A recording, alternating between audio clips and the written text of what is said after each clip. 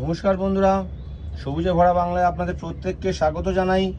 আপনারা নিশ্চয়ই অবগত আছেন যে সারা বাংলা জুড়ে এখন তীব্র দাবদাহ চলছে।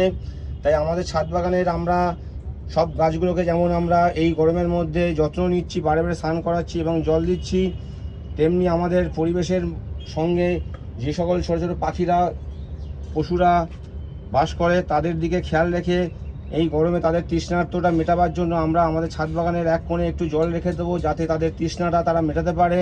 এইটুকুই বলার ছিল বন্ধুরা। আশা করি আপনারা সবাই সেই কাজটা করছেন।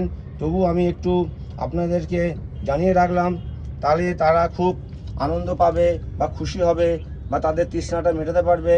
নমস্কার বন্ধুরা, আপনারা সবাই ভালো থাকবেন, সুস্থ থাকবেন। এই তীব্রতায় নিজের খেয়াল রাখবেন।